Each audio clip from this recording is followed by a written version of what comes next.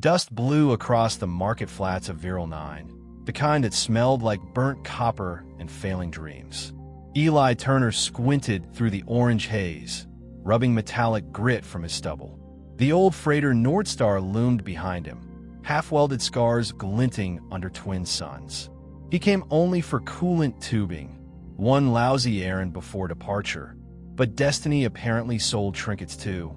A small figure stood in the shadow of a junk stall, thin arms trembling around 3 misshapen coins. "Mister," she whispered, voice filtered through a translator chip that struggled with vowels. "Is this enough to buy a dad?" Eli froze.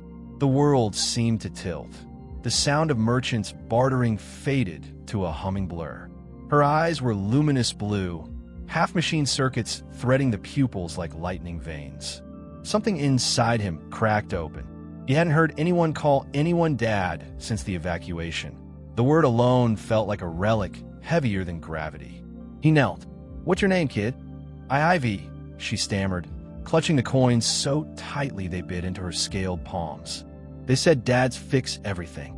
You fix ships, so you fix everything." Behind him, Naomi Graves groaned. "Ah, hell, here we go again," she muttered, wiping grease on her sleeve. The engineer's hair was tied in a messy knot that somehow made rebellion look practical. "Eli, we're already late, and adoption isn't on the manifest." But Eli wasn't listening.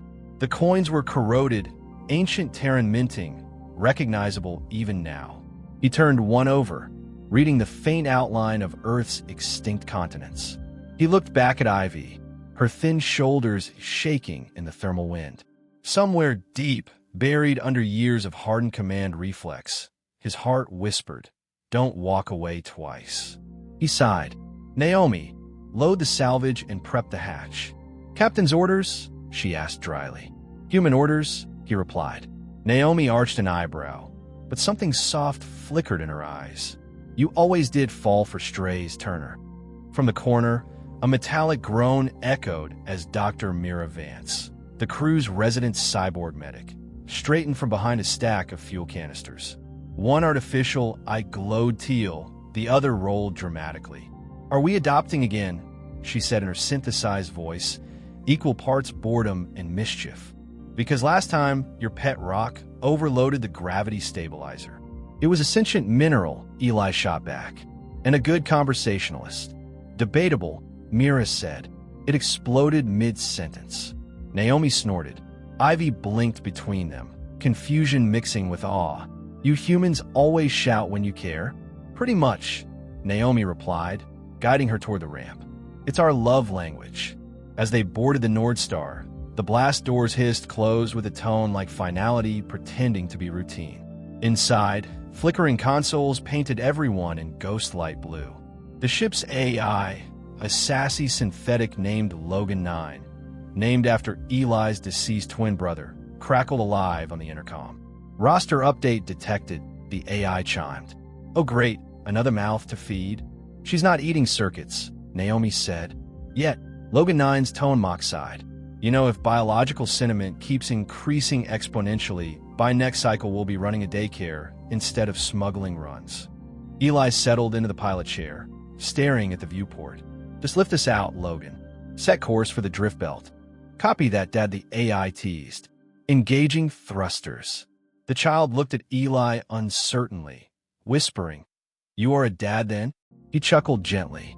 "Guess I am now." Outside, rusty clouds twisted as the Nordstar rose through the smog. Sunfire cracked across the hull, making every dent shine like a medal. The engines howled, a war cry disguised as survival. Naomi leaned over the console, muttering, "You know, the Directorate monitors child smuggling with orbital trackers. Once they notice." "They won't," Eli interrupted, switching to manual control. "We're ghosts. Humans pretending to be ghosts," Mira quipped from her medbay doorway. "Statistically less effective. Statistically never stopped history," Naomi said. Their laughter wove between bursts of static and hums. For a moment, the crew fell whole, broken people patched with humor, drifting through ungoverned stars. Then Ivy touched the viewport glass. Mid-jump, every instrument flickered. The navigation grid distorted. An eerie harmonic rang through the hull, almost like singing. Naomi's smirk vanished. What the hell was that? Myra's mechanical pupils dilated, scanning instantly. Her neural field spiked. Energy signature unknown, very unknown. Eli turned in his seat. Ivy, I didn't mean to, the girl whispered, trembling. It just remembered. Remembered what? Naomi asked. Ivy tilted her head, as if listening to something distant. You, all of you, before. Before what? Eli pressed. His voice carried more pleading than command. Before the end of Sky, Ivy said softly. The words hung like frost. Myra's sensors whined faint warning notes. Captain, her neural shard is transmitting. Tri-band frequencies. That's human tech. Naomi frowned. Impossible. Nobody's used tri-band since Project ReGenesis. Mira scanned deeper. Circuits glowed beneath her synthetic skin. Correction. Not used. Hidden. A holographic pulse burst from Ivy's chest, projecting coordinates and faint logos. The long-extinct seal of Terran Command. The beacon etched glowing lines across the cockpit ceiling, forming an ancient map. It pulsed once, then dimmed to nothing. Eli's heart hammered. That's Earth's old telemetry code. Mira gave a half-smile. Congratulations, Captain. Your new daughter might just be a walking apocalypse. Naomi rubbed her temples. Fantastic. We're harboring the most wanted signal in 2 galaxies. The comms crackled. Logan 9's voice broke through, serious now. Incoming ping. Multiple Helion patrols just redirected toward her sector. Looks like they picked up something shiny. Define shiny, Eli muttered. Your new kid's skull, the AI said. You know, the one emitting prehistoric war frequencies. Eli slammed shields online. Naomi, reroute all power to stealth plating. On it, she said, fingers dancing over controls. Mira, prep countermeasures. Already set. I'd suggest praying, but data indicates that never helps. Myra's sarcasm cut through tension like a trusted knife. Naomi barked a laugh. Look at you. Half robot, still gloomy as a poet. Correction, Mira replied dryly. 1.5 robots. I had an upgrade. Thruster screamed as the Nordstar dove into the storm belt. Electric dunes of plasma, lightning, arched around them. Patrol ships flickered on sensors, closing fast. Eli's grip tightened on the control sticks until metal creaked. Naomi glanced at him. You sure about this? He grinned the old, reckless grin of a man, remembering his purpose. Humans have a superpower. You know what it is? Terrible timing, she guessed. He winked. Lying so well the universe starts believing us. He switched on the comm and spoke in perfect Helion bureaucratic accent. This is cargo vessel Helion Alpha, carrying radioactive sand for disposal. Non-biological manifest. Danger level moderate. Recommend distance. For 1 breathless minute, static ruled the channel. Then the Helion ships turned away, fooled by the audacity. Naomi exhaled slowly. HFY bluff, she whispered. Still works. Mira laughed.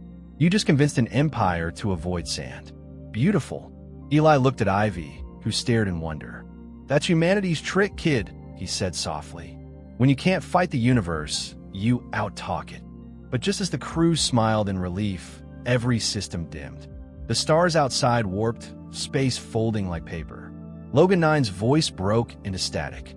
Captain, you need to see this. On the forward screen, a massive structure loomed. Fractured, ancient, orbiting a dying moon. Its hull bore the faded words Terran Beacon Alpha, ReGenesis Site 01. Eli's breath caught. Naomi's hand found his instinctively, both trembling. Mira whispered, Well, looks like your kid just brought us home. As alarms flared and the Nordstar drifted closer to humanity's oldest ghost, Ivy lifted her glowing eyes and murmured, It remembers me too.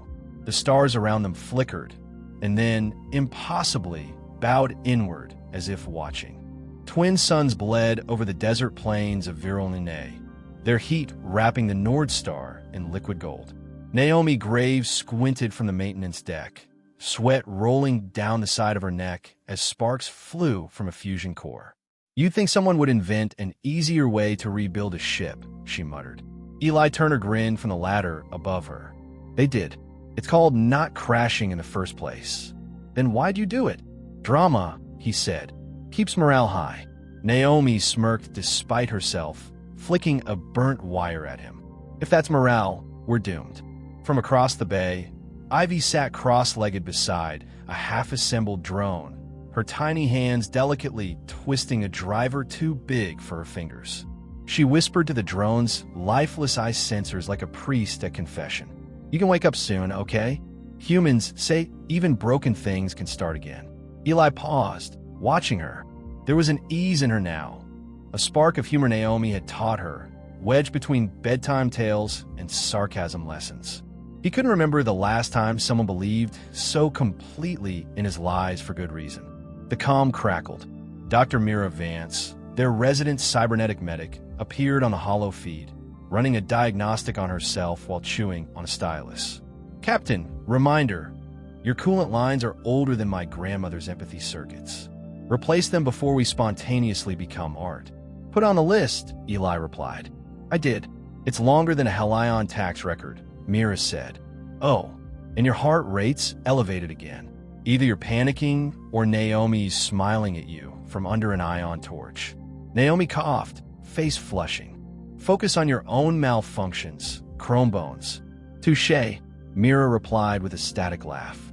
Outside, transport traffic shimmered like silver insects across the horizon. The Empire's reach was spreading again, patrol ships sniffing out smugglers and fugitives. The North Star didn't have the luxury of being either. It simply existed, quietly disobeying extinction. Night dropped hard. The crew ate under moody lights, the smell of rationed stew mixing with oil fumes. Ivy leaned forward between Eli and Naomi, eyes reflecting both of them. "Why do humans lie when they're scared?" Naomi fiddled with her mug. "Not lie. Pretend. It's how we make courage loud enough to hear it." Eli added softly, "Sometimes, pretending keeps you alive long enough for the truth to matter." Myra's face flashed on the overhead hollow again. "Speaking of survival, you might want to pretend faster. Empire Patrol just logged your ship ID. They're heading this way, with scanners hot." Naomi cursed under her breath. "This close to the drift belt? They never patrol here." "Guess someone tipped them," Mira said. "Maybe a jealous ex. Maybe the gods. I like the gods theory." Eli stood. "Logan, initiate inspection mask protocol." The ship's AI, named Logan 9, after Eli's dead twin, crackled through speakers. "Inspection mask inserted. You're now officially Helion Cargo 73 Delta. Congratulations, criminals, you're bureaucrats." "Eli." Naomi's tone sharpened. "If they board and detect Ivy's shard." "They won't board," he said. "Just give me 30 seconds." The patrol frigate sliced through the purple clouds, sleek and ominous. Its exterior lights flashed the all-too-familiar blue of authority. Internal klaxons hummed to life aboard the North Star. Everyone froze except Eli, who was already smiling. He patched into the comm and spoke in flawless Helion diplomat cadence. "This is cargo vessel 73 Delta, delivering microfusion rods for satellite repair. Authorized by Sector 7 Bureau of Compliance. Upload request code now, unless you prefer to handle the paperwork at planetary level." A pause. The patrol commander's voice came through, a tone that could strip paint. "Manifest verification pending. Cargo classification. Volatile and extremely boring," Eli shot back. "Unless you enjoy radiation poisoning. In that case, be my guest." Naomi's eyes widened. "Bold move. Confidence costs less fuel," Eli whispered. On the monitor, the Helion officer frowned. "State your origin port."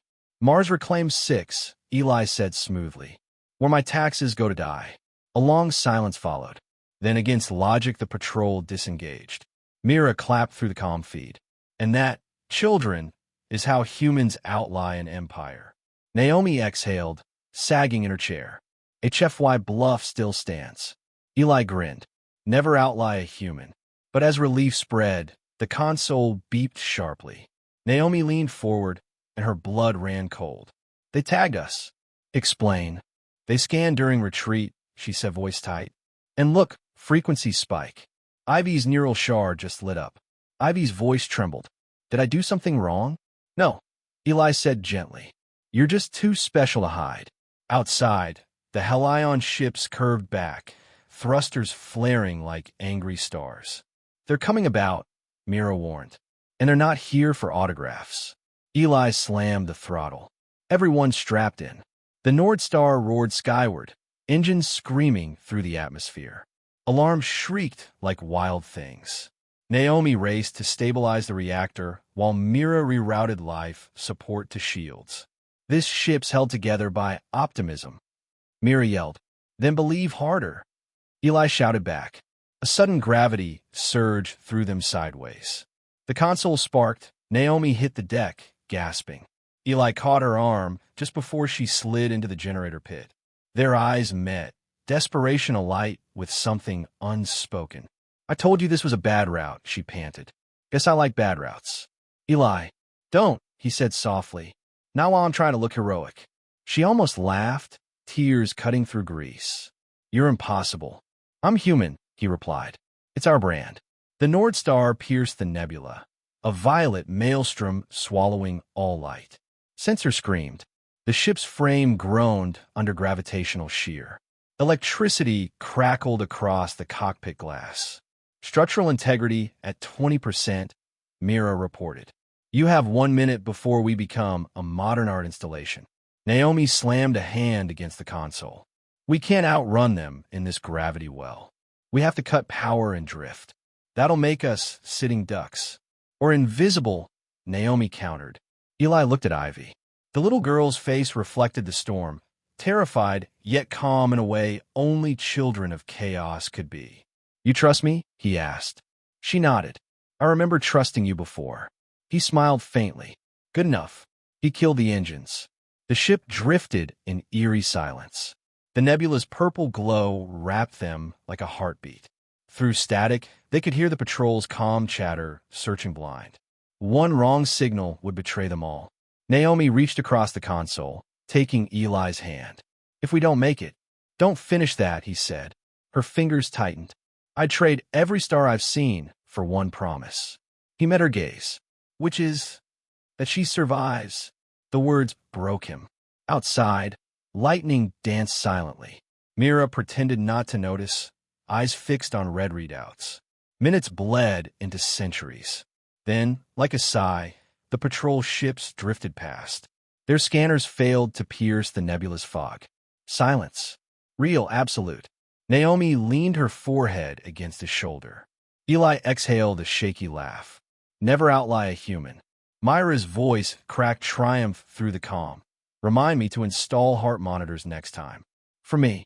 Ivy looked out the viewport, whispering, It's so beautiful. It looks alive. Naomi's eyes glistened. It is honey. It's terrible and beautiful all at once. Outside, the nebula pulsed, alive indeed.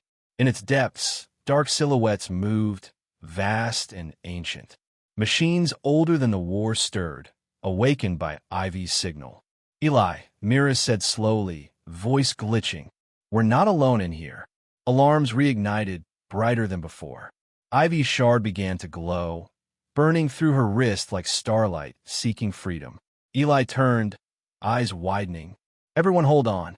The ship jerked violently as something enormous latched onto their Sparks rained from the ceiling of what used to be Dr. Miravance's laboratory. The smell of burning polymer filled the air as the automated fire suppressant hissed uselessly, coating half-melted machines in white frost. Mira dragged herself through the debris, one leg whirring unevenly, optics flickering between red and blue. Note to self, she muttered aloud, voice digitized and trembling. Never install helium coolant near volatile egos. They explode alike. Behind her, the skyline of Cinder Spire collapsed in molten arcs, Helion bombardments turning the research district into an abstract painting. Myra's finger brushed against a cracked data core, the last remnant of her work. She almost wanted to laugh. Half her body was machine, the other half stubborn human guilt. All of it was now officially out of warranty. A calm message blinked weakly across her forearm screen. Eli Turner. We heard about the attack. We're 2 clicks out. Move fast. Define fast. Mira grumbled. My left leg just declared independence. The North Star burst through cloud smoke moments later, docking barely long enough for Naomi to yank Mira aboard. Metal groaned, sealing the ramp behind them as plasma bolts exploded across the hangar. Mira collapsed against the wall, sensors recalibrating. Naomi eyed the scorch marks across her chest plate. You look terrible in 4K. Myra's mouth twitched into something like a grin. That's my natural glow, darling. Eli appeared from the cockpit, breathless. You good to run? Run, yes. Emotionally stable, no. From behind him, a small voice piped up. Aunt Mira. The cyborg blinked, literally with a mechanical click. She turned to find Ivy, eyes luminous and kind, holding out a salvaged circuit board like an offering. You fixed my drone before, Ivy said shyly. So you can fix yourself too, right? For a heartbeat. Myra's processors lagged. Sweetheart, she said softly, kneeling despite the whine of servos. If tears short-circuited optics, I'd be a power plant by now. Naomi placed a gentle hand on Ivy's shoulder. We'll keep her running, promise. The ship jolted into deep space. Outside, Viral 9 shrank into a scorched ember. Mira stared at it through the viewport. That's 20 years of research gone in 5 minutes. Eli replied quietly. Welcome to humanity's favorite tradition, losing everything, then laughing like idiots. She actually laughed, metallic, stuttering real. You're infuriatingly on-brand. Hours later in the Nordstar's dim lab, Mira sat cross-legged beside humming servers. She fed power from her own core into a data shard pried from Ivy's neck weeks ago. The alien metal quivered, glowing blue like a heartbeat. Naomi leaned against the doorway, arms crossed. You sure it's safe firing unknown tech inside our ship? No, Mira replied cheerfully. But curiosity is the thing humans invented instead of caution. Lines of code cascaded across the monitor, archaic, symmetrical, impossibly old. She froze when English text resolved through distortion. Project ReGenesis. Initiate upon human extinction / restore Dominion Protocol. Her mechanical pupils contracted. Oh, that's horrifying. Eli stepped forward. What is it? It's a failsafe, she murmured. Designed to bring humanity back, if we ever lost the universe. Naomi frowned. As in, biological reconstruction? Worse, Mira said. A system that rewrites biology to human default. She turned to Ivy, whose blue eyes reflected the code lines. Except somehow, the rewrite started inside her. Ivy's fingers trembled. I didn't ask to. And that, Mira whispered, makes you the most human one of us. Later, in a mess deck, conversation dissolved into silence. Eli nursed black coffee, staring into the cup like it held forgiveness. Naomi sat at the opposite end, arms wrapped around herself. Mira stood between them, flicking a calibration pin nervously against her wrist. So, she said finally, does anyone plan on addressing the emotional black hole in the room? Or should I narrate it dramatically for posterity? Naomi sighed. We're just processing. Ivy might not just be a survivor. She might be the trigger for Earth's reboot. That's a lot for breakfast. Eli looked up, eyes weary. You think this is fate or a design fault? Humans call everything fate until it starts hurting, Mira replied. Then we call it free will. Naomi gave a soft chuckle. She's doing philosophy again. Mira pointed her laser stylus at her. It's either that or update my firmware. Philosophy's cheaper. Ivy peeked from the kitchen doorway. What's firmware? It's grown-up guilt, just digital, Mira said, smiling faintly. The crew actually laughed, a fragile, necessary sound. But laughter couldn't drown the hum. The walls vibrated gently. Tools floated an inch above the work table before clattering down. Eli frowned. What the? Myra's sensor feed spiked. Reality distortion localized around Ivy. The girl stood frozen, eyes glowing brighter. The lights dimmed, metal bending subtly toward her. I was dreaming, she whimpered, about Earth. And then everything sang. Okay, that's new, Mira muttered, scanning her. You're generating a magnetic field strong enough to orbit sarcasm. Naomi rushed forward, wrapping Ivy in her arms. It's okay. We've got you. The moment Naomi touched her, the lights steadied, and Ivy gasped as if resurfacing from deep water. Eli exhaled. We can't keep this hidden much longer. If the Empire catches wind, they'll either dissect her or worship her, Mira said grimly. Neither sounds fun. Eli's gaze lingered on Naomi. We knew this would get dangerous. Danger's fine, Naomi said. It's what comes after that scares me. Their eyes held a long moment. Unspoken regret, shared history. Mira rolled hers, muttering, If you two start a romantic subplot right now, I'm ejecting myself. It broke the tension. Naomi laughed, weak but real. Relax, Chrome Heart. Mira winked. See? Still got it. Then quieter, almost human. I just wish I knew what it is anymore. She turned back to the screens, examining the decoded data. Look at this clause. Project ReGenesis required twin DNA anchors to initiate. 2 genetic mirrors. Her gaze snapped up to Eli. Didn't your medical file mention a twin brother? Eli stiffened. Logan died in the war. Maybe not completely, Mira said. If the project tied its triggers to shared genome pairs, Ivy Shard might be searching for his counterpart pattern. Naomi frowned. You think the key to ReGenesis is tied to Eli's twin genes? I think, Mira said, closing the file. The universe has an excellent sense of irony.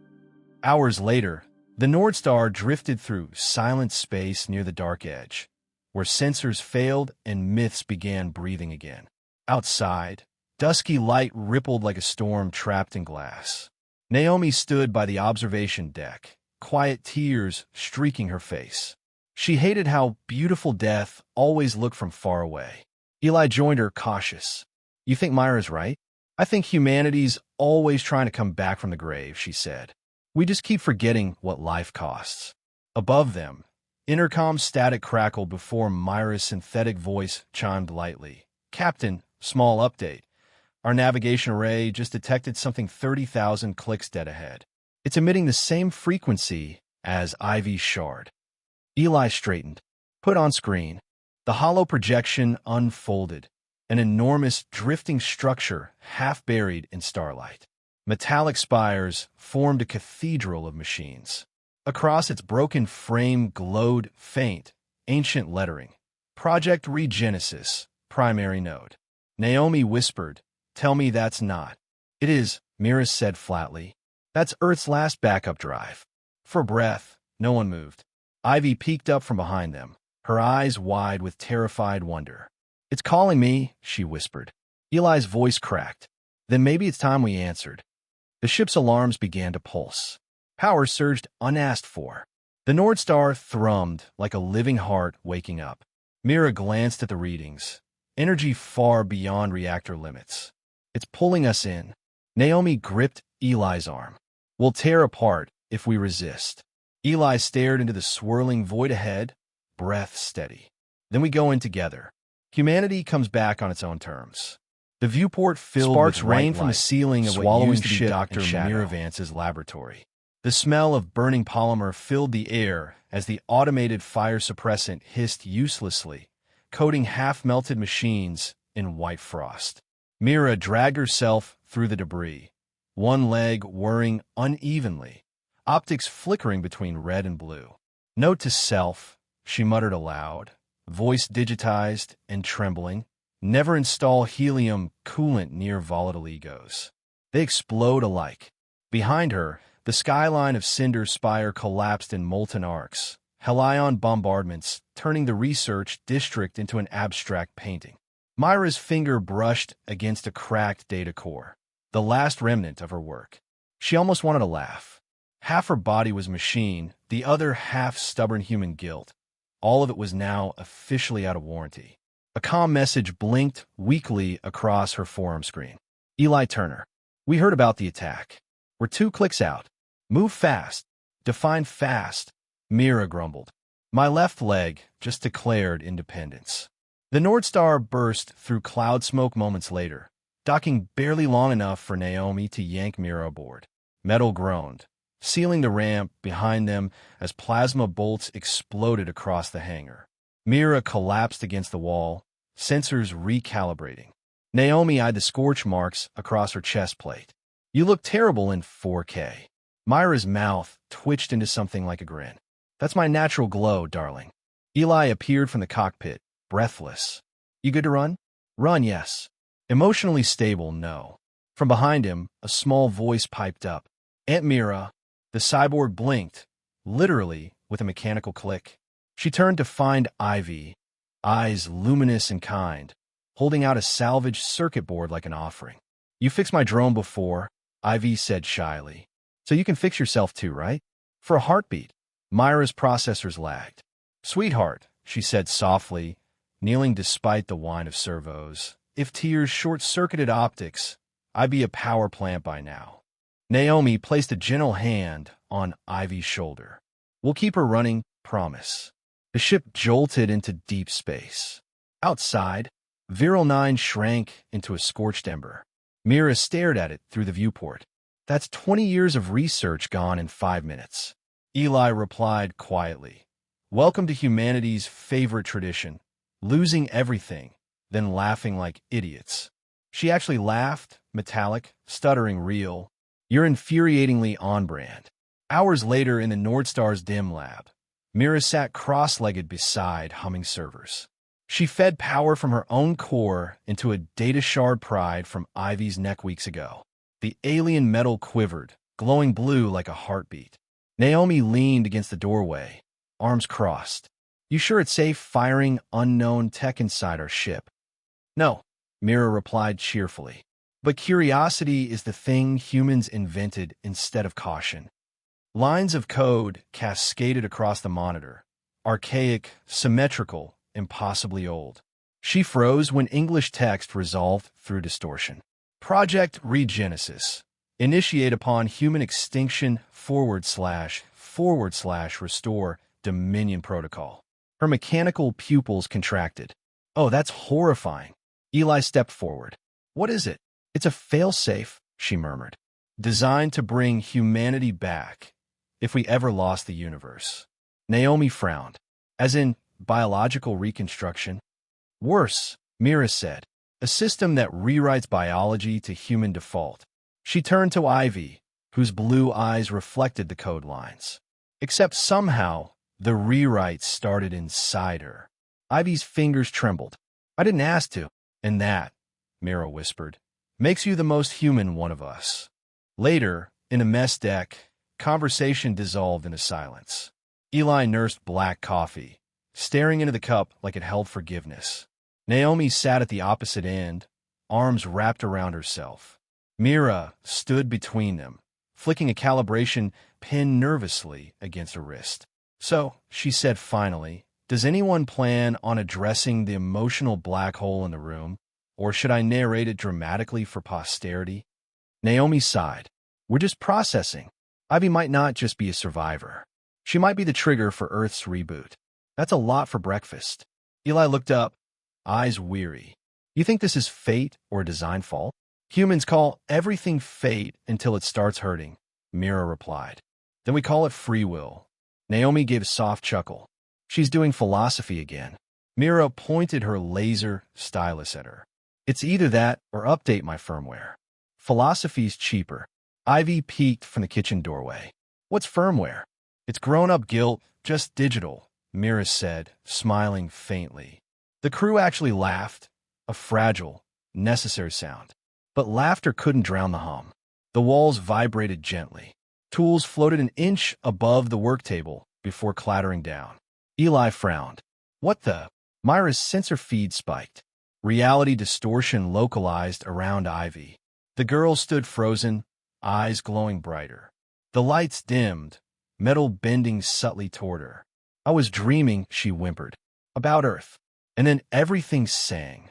Okay, that's new, Mira muttered, scanning her. You're generating a magnetic field strong enough to orbit sarcasm. Naomi rushed forward, wrapping Ivy in her arms. "It's okay. We've got you." The moment Naomi touched her, the lights steadied, and Ivy gasped as if resurfacing from deep water. Eli exhaled. "We can't keep this hidden much longer. If the Empire catches wind, they'll either dissect her or worship her," Mira said grimly. "Neither sounds fun." Eli's gaze lingered on Naomi. "We knew this would get dangerous." "Danger's fine," Naomi said. "It's what comes after that scares me." Their eyes held a long moment. Unspoken regret, shared history. Mira rolled hers, muttering, "If you two start a romantic subplot right now, I'm ejecting myself." It broke the tension. Naomi laughed, weak but real. "Relax, Chromeheart." Mira winked. "See? Still got it." Then quieter, almost human, "I just wish I knew what it is anymore." She turned back to the screens, examining the decoded data. "Look at this clause. Project ReGenesis required twin DNA anchors to initiate. 2 genetic mirrors." Her gaze snapped up to Eli. "Didn't your medical file mention a twin brother?" Eli stiffened. "Logan died in the war." "Maybe not completely," Mira said. "If the project tied its triggers to shared genome pairs, Ivy Shard might be searching for his counterpart pattern." Naomi frowned. "You think the key to ReGenesis is tied to Eli's twin genes?" "I think," Mira said, closing the file, "the universe has an excellent sense of irony." Hours later, the Nordstar drifted through silent space near the dark edge, where sensors failed and myths began breathing again. Outside, dusky light rippled like a storm trapped in glass. Naomi stood by the observation deck, quiet tears streaking her face. She hated how beautiful death always looked from far away. Eli joined her, cautious. "You think Myra's right?" "I think humanity's always trying to come back from the grave," she said. "We just keep forgetting what life costs." Above them, intercom static crackled before Myra's synthetic voice chimed lightly. "Captain, small update. Our navigation array just detected something 30,000 clicks dead ahead. It's emitting the same frequency as Ivy Shard." Eli straightened. "Put on screen." The hollow projection unfolded, an enormous drifting structure half buried in starlight. Metallic spires formed a cathedral of machines. Across its broken frame glowed faint, ancient lettering. "Project ReGenesis, primary node." Naomi whispered, "Tell me that's not." "It is," Mira said flatly. "That's Earth's last backup drive." For a breath, no one moved. Ivy peeked up from behind them, her eyes wide with terrified wonder. "It's calling me," she whispered. Eli's voice cracked. "Then maybe it's time we answered." The ship's alarms began to pulse. Power surged unasked for. The Nordstar thrummed like a living heart waking up. Mira glanced at the readings. Energy far beyond reactor limits. "It's pulling us in." Naomi gripped Eli's arm. "We'll tear apart if we resist." Eli stared into the swirling void ahead, breath steady. "Then we go in together. Humanity comes back on its own terms." The viewport filled with white light, swallowing ship and shadow. Smoke curled lazily from the broken vents of the Nordstar II, a patched-together freighter crawling through the Helion trade routes like a ghost dressed as commerce. A decade had worn everything thinner, metal, patience, hope, but Eli Turner still flew because not flying felt like dying twice. He adjusted his collar, the threadbare jacket now bearing the stitched emblem of Rexvale, licensed trader. A new name, same lyre beneath. Across the cockpit, holographic gauges flickered unevenly while old Earth blues played from the ship's speakers. "Your forged credentials are a masterpiece of creative fraud," said Dr. Mira Vance, materializing as a flickering hologram. Her once physical body had long given way to scattered code, residing now in the ship's AI core. Eli smirked, tapping a console. "Creativity's humanity's best currency. I thought arrogance was." "Markets saturated." Myra's Vox filters buzzed with what passed for laughter. "You've said that for 10 years. I calculate you still miss her." Eli's hand froze mid-input. "Naomi." "No," Mira teased, glitching briefly to display Naomi's smiling face before flicking away. Obviously, the other woman you send encrypted starlight poems to. Keep the jokes, Doc, he muttered. Fuel runs run longer when I'm irritated. Meanwhile, deep beneath the refugee sprawl of Omega Station, Naomi Graves, call sign Rust Mother, was training rebels how to turn mining lasers into weapons. Her hair was shorter now, almost silver under the neon gloom, her voice still carrying that mix of command and honey. Remember, she said to her trainees, Helion armor's pride, not strength. You can't pierce it, but you can embarrass it. That's worse for them. The recruits laughed uncertainly. Naomi smiled faintly. Humans don't beat empires with guns. We beat them with stories, and the right lie told loud enough. One of her lieutenants burst in. Transmission, coded channel, Rust Signal 4. Her heart kicked. Only one person used that signal. She accepted it. The cracked screen blinked. Cargo secured. Still pretending we own half the stars. Thinking of you. RV. Naomi exhaled a laugh, half a sob. Still lying beautifully, Eli, she whispered. Ivy adjusted the diplomat's sash around her metallic sleeve, trying not to grimace as alien bureaucrats watched her exit the council chamber. The hybrid ambassador had grown into her strange fate, half Helion shimmer, half human sunlight, all burden. Outside the airlock, she whispered to herself. They smell despair like ozone, but they still believe in paperwork. That's the advantage. Her bodyguard drone clicked in confusion. Clarify, Ambassador? Humans weaponize tone and taxes, she said. Remember it if we go extinct again. The drone processed that for several seconds, then politely beeped. When she returned to her quarters, the walls buzzed faintly. The coded hum of Myra's ghost voice. Nice speech today, Mira said through the embedded monitor, avatar glitching between blue and gold. Nations argued for hours, and you smiled them quiet. Very unhuman of you. I had a good teacher, Ivy replied softly. Naomi, all of you, she said, looking toward the stars. Especially him. Back on the North Star 2, alarms suddenly spiked red. A Helion patrol ship was hailing them.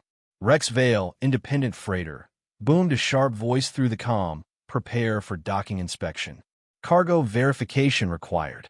Eli leaned back, smile thin but dangerous. Mira, how's your poker face today? Non-existent. I deleted honesty years ago. Perfect. The Helion shuttle clamped onto their hull. 2 armored officers stepped aboard, ultraviolet helmets reflecting everything except truth. The lead officer, a slick bureaucrat type with luminous implants, surveyed the crates piled high in the cargo bay. Manifest says you're distributing lubricant gel and laughter modules. Explain. Both essential to democracy, Eli said smoothly, offering a datapad. The officer frowned. Your declared route intersects restricted mining sectors. Of course, Eli said, unflinching. Humans still control half those asteroid markets. You didn't know? Mira froze mid-projection. What are you doing? She whispered privately. Planting a rumor, Eli mouthed. The officer's eyes narrowed. Impossible. Humanity has no sanction holdings. Eli shrugged with perfect disinterest. Then congratulations on missing the busiest trade route in the quadrant. My condolences to your stock report. Silence. Pressure thickened like gravity. Behind his lazy grin, Eli measured every flicker on their visor sensors. Finally, the officer broke, tapping his comm command, confirm human market status, Sector 12 through 19. Static. Panic. Back-channel chatter spilled across comm frequencies. Confusion, disbelief, the Helions doubting themselves. Mira whispered, amused horror in her tone. Eli Turner, you absolute menace. You just gaslit an entire empire. Correction, he said quietly, leading the officer toward the hatch. I reminded them we're still unpredictable. Fear's cheaper than war. The Helions left in a hurry, their ship vanishing into the dark. Myra's hologram materialized on the console edge, arms folded. That bluff's gonna echo for years. That's the point, Eli said. Legends age slower than lies. Far above Omega Station, Naomi intercepted the rumor within hours. Rebel channels were ablaze. Humans control half the markets. The Empire's losing grip. She smiled sadly, recognizing his handiwork instantly. "You mad bastard," she whispered. Then, quieter, still buying us back. Her aide approached. "Orders? Rust mother?" "Spread it," she said. "Make it truth before morning." The aide blinked. "But it's false." Naomi looked skyward. "Not yet." Days later, Ivy's diplomatic convoy intercepted the same rumor broadcast. Alien traders began hoarding supplies, empires panicking, fleets repositioning over phantom territories. Mira patched into Ivy's comm through hidden frequencies. "Your uncle just convinced the galaxy humanity's staging a comeback." Ivy smiled faintly. "Then maybe it's time we actually do." "I compute a 0.7% chance of success," Mira said. "Then we're already above average," Ivy answered. That night, Ivy dreamed of Earth again, shores of glass and cities reborn as light. In her vision, two figures stood hand in hand amid ruins, Eli and Naomi, faces blurred by the sun, whispering something she couldn't make out. When she woke, her shard pulsed faintly beneath her skin. The words Project ReGenesis shimmered across her palm. She gasped.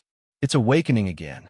Aboard the Nordstar 2, Eli sat alone after the ruse, sipping old liquor and staring at the 3 rusty coins still stored in a glass case beside the controls. He rolled one between his fingers, whispering, "We buy each other back, remember?" A ping startled him. Naomi's encrypted code. He hesitated, then opened it. Her voice played in the static, soft, tired, eternal. "You always did make trouble sound noble. Keep lying, love. I'll keep making the lies real." Eli exhaled a shaky laugh. "Guess that's our version of forever." Myra's hollow flickered beside him. "Play it again." He nodded, and as Naomi's message replayed, the stars beyond rippled faintly. In a Helion command citadel thousands of light years away, nervous officers analyzed intercepted rumors. Data projections swarmed the table, fleets mobilizing, markets destabilizing, whispers of Terran syndicates controlling trade nodes. The Admiral slammed her hand on the table. "Find a human who started this." A subordinate stammered. "But what if it's true?" The Admiral's expression faltered for just a moment. "Then God help us all." Back on Omega Station, Naomi stood at a window, whispering to herself. "Every lie begins as hope wearing armor. Maybe it will last long enough for us to meet again." Ivy's shard pinged faintly across her comm link, bridging invisible space. For the briefest instant, both women felt it. Eli's laugh carried through light years. "Come find me," his recorded voice whispered, distortion crackling into tenderness. Outside, the stars pulsed with strange rhythm, distant, deliberate, like a heartbeat restarting across the void. The legend of Rex Vale was spreading faster than fact. And somewhere in the machine veins of space, Project ReGenesis registered its first mass anomaly. The galaxy hadn't decided whether humanity was back, but the universe had already started preparing for it. Helion Prime glittered like a diamond built by Narcissus, towering spires of chrome wrapped in layered light fields, every citizen a reflection of Empire perfection. Beneath the glow, Naomi Graves walked with the posture of a born aristocrat and the smirk of someone who absolutely wasn't. Her disguise shimmered, skin tinted silver blue, hair braided with fiber optics, eyes replaced by diplomatic amber. Underneath, her heart beat stubbornly human. A tiny filament in her cybernetic contact lens blinked. Channel secure. Visual feed live. Dr. Mira Vance's voice came through, smooth and sardonic. "You look 10 out of 10, if 10 means cosplay for galactic fascists." Naomi's mouth twitched. "Keep the commentary quiet, Ghost. I'm 3 feet from the most paranoid species alive." "Correction," Mira replied. "You're 3 feet for being turned into jewelry." Smile wider. "They like their prisoners photogenic." Naomi adjusted her translator cuff and stepped through the embassy gates into the Helion High Court, a cathedral of mirrors where truth was considered impolite.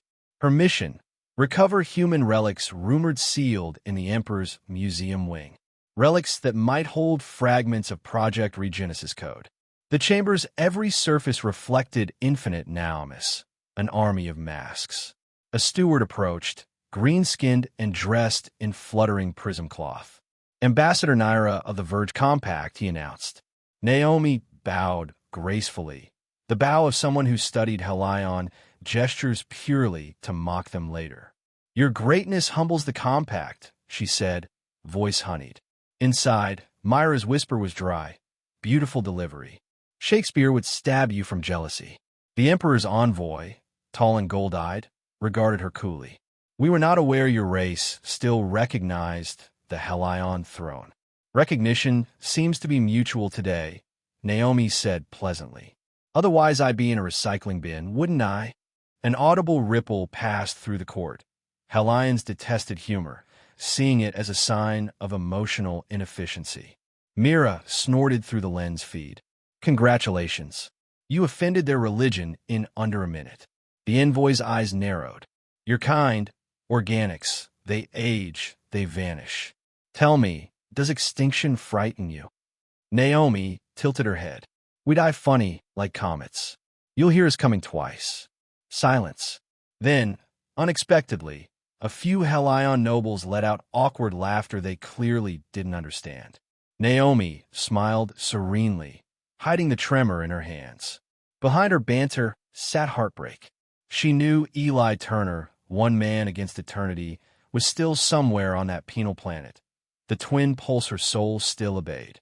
Every risk, every bluff, every second in this empire of liars was for him, for Ivy, for what they'd almost rebuilt. The envoy gestured to servants. Walk with me, Ambassador Naira. Let us discuss your cargo metadata. She followed through corridors of blinding glass, Mira muttering constantly in her ear. I'm scraping their security frequencies. Half of them are singing to themselves an encryption so dense it's practically emo poetry. Focus, Naomi whispered. Where's the relic vault?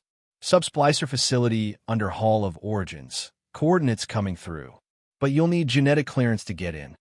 Naomi smirked faintly. Guess I'll improvise. Hours later, wearing a smile sharp enough to cut alloy, Naomi mingled at a diplomatic banquet. Alien dignitaries drifted by in pheromone clouds, gossiping about conquered moons. She played charmer, clown, curiosity, every role humans ever used to survive. A Helion noble leaned close, admiring the diplomat's grace. You radiate chaos, he said approvingly. Is it deliberate? Only on good hair days, Naomi replied. He blinked, confused. Helion humor protocols don't support. Exactly why ours works, she said, sliding the decrypted chip from his pocket without breaking her gaze. Mira hummed through the lens. Pickpocketing state nobility. Somewhere, history teachers are applauding. The banquet lights dimmed. Holograms of glowing crystals spiraled above the room, presented as art. Naomi froze. Power crystals, blue and gently humming, and every instinct screamed home. Mira, she whispered, backing toward a display case. I need a scan.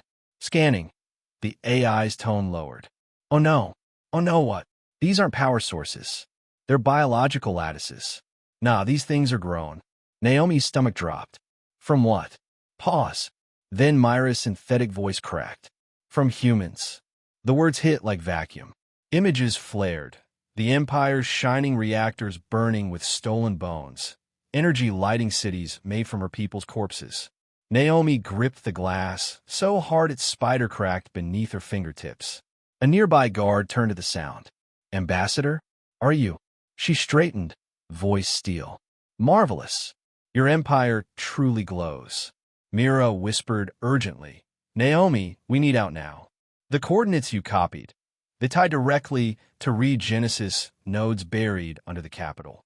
The same tech they're fueling with us. Naomi pretended to sip her drink, eyes flicking toward security drones converging. Then we found our theft motive. How poetic. I was going for criminally patriotic. Down in the maintenance levels, Naomi shed the pretense of diplomacy. Gone were the glowing silks, replaced by black infiltration weave. Mira interfaced with the data wall, her spectral avatar flickering alongside Naomi like a blue flame. You've got 2 minutes before someone notices their ambassador is missing, Mira said. Plenty of time to insult a species, Naomi replied, wiring explosive microcharges along the power conduits. These crystals, if they're human DNA, that means ReGenesis never ended. The Empire is running on our extinction. Darkly poetic as usual. She smiled bitterly. Don't tell Eli. He'd try to out-tragic it. Something in Myra's circuits glitched, a pulse-like grief flickering through her voice. He's alive, Naomi. I traced penal transmissions. The Watchers underestimate his talent for bad decisions. Naomi froze mid-motion. Say that again. He's alive. Broken, maybe, but still making the universe regret its optimism. For a heartbeat, the weight of 10 years lifted. Then she blinked hard, steadying her hands. Then I'll make sure the universe hears him again. She pressed the final charge. The conduits hummed ominously. Suddenly, alarm screamed. An invisible sensor grid lit the hallway scarlet.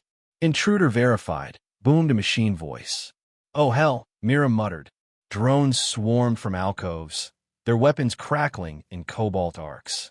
Naomi spun low, firing twin pulses from wrist gauntlets, slicing machines midair. Sparks painted the corridor in electric rain. Plan, she gasped. I suggest something recklessly clever and suicidal. Naomi grinned. So, standard. She charged forward, sliding beneath a barrage, reached the crystal core, and slammed the decryptor chip into the main interface.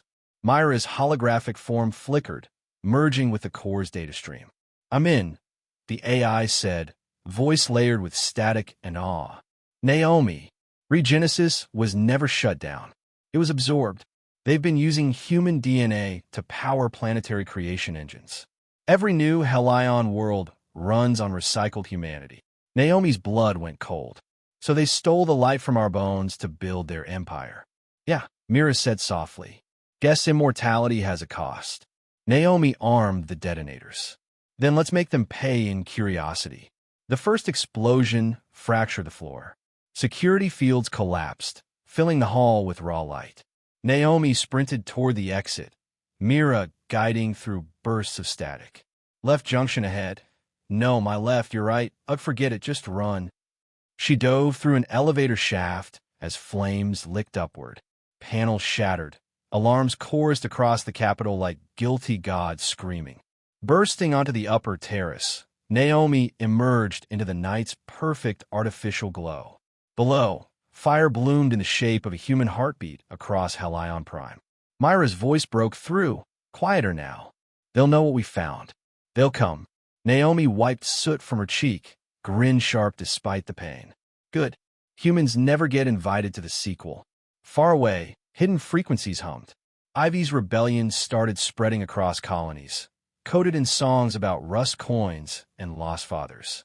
The shards pulsed in synchrony. And deep beneath Helion Prime, ancient servers awoke. Project ReGenesis. Sequence A3 initialized. Naomi watched the city burn reflected in her golden disguise, whispering, Comets, Eli. You'll hear us coming twice. The minds of Arcturus Beta never slept. The air hissed with radiation and old screams, heat boiling from vents like the planet's heartbeat. Beneath the sulfur clouds, Eli Turner dug because digging was safer than thinking. His skin was a map of scars, his left arm encased in a crude gauntlet built from junk, half tool, half miracle. A guard drone hovered, barking orders in the Helion tongue. Eli muttered back under his breath, Yeah, superior species, same song, different verse. Beside him, a lanky prisoner with more bones than sense whispered, They say you killed a commander with that glove. Eli smirked, not looking up. Rumors keep me alive. Truth gets you lasered. He flexed the gauntlet. Cracked reactor cell, plasma vent rigged to a mining cutter, and wiring fueled by stubbornness. Across the tunnels, inmates paused to watch him work. Among slaves and ghosts, stories needed faces. In the shadows, another voice echoed, soft, amused, not entirely real. You've upgraded nicely, Dr. Mira Vance said through the static of a hijacked inspection drone. Eli looked toward the buzzing machine overhead. Mira, you still stalking my terrible life? Stalking is a harsh word, she replied. Observing your improbable survival pattern is more scientific. Helps to have no taste in vacations. Also, you're easier to hack than a toaster, she added. Anyway, I patched into their network. You've got company. Gladiatorial inspection, 2 hours. He frowned. You mean the arena farce? Where they make prisoners fight to amuse themselves. Yes, but think of it as marketing. You need new investors if you're going to keep bluffing your way through existence. Eli chuckled. You really missed me, didn't you? Against my better protocols. The inspection ground opened like an ancient scar in the planet's crust. Thousands of prisoners were herded in under the toxic twilight, watched by Helion guards with weapons gleaming like disrespect. Eli stood center, chained but grinning. His gauntlet flickered faint light, pulse synced to his heartbeat. The warden approached, slick armor, voice amplified. This human will demonstrate productivity. Eli tilted his head. Or I could demonstrate rebellion. Depends on your scheduling. The warden's eyepieces flared red. You joke on the verge of death. That's the human condition, friend. Murmurs rippled through the crowd. First laughter, then belief. Eli raised his hand slowly, letting everyone see the old human emblem scratched into his glove. 3 overlapping circles, faintly glowing. You think we're extinct. You think this mine's the end of us. But I've heard things. His voice carried like fire through oxygen-starved air. Rumors. Ships gathering beyond the nebula. 30,000 strong. A fleet ready to buy us back. Gasps. Prisoners stared. Guards whispered nervously. The warden sneered. Bluff. You mine or nothing more. Eli grinned wider. Bluffs built your empire. Mira whispered through the drone feed. Eli, what are you doing? Telling bedtime stories. The kind with explosions? Always. Within minutes, the gossip metastasized across the communication bands. Helion officers argued over encrypted frequencies. Human fleet confirmed? Unauthorized transmission detected? Paranoia spread faster than logic. When the warden barked for calm, a guard misheard and fired. The plasma bolt ricocheted into the overhead containment pipes. Red light bled through the clouds of dust. Everything erupted. Prisoners swarmed the guards, ripping plasma rifles from claws, shouting in 20 dead dialects. Eli's gauntlet hissed to life, spraying molten or to mech's joints. That's for 10 years of unpaid overtime, he yelled. Mira crackled through comms, exhilarated and terrified. Congratulations, you broke a moon with sarcasm. Wouldn't be the first time. Eli panted, ducking fire. Head north tunnel 6, she ordered. I've remote unlocked the escape elevator. You've got 90 seconds before this place becomes an interpretive volcano. He sprinted, dodging collapsing girders. Through the haze, a woman fought like the universe owed her interest. Tattooed pilot suit in tatters, eyes furious.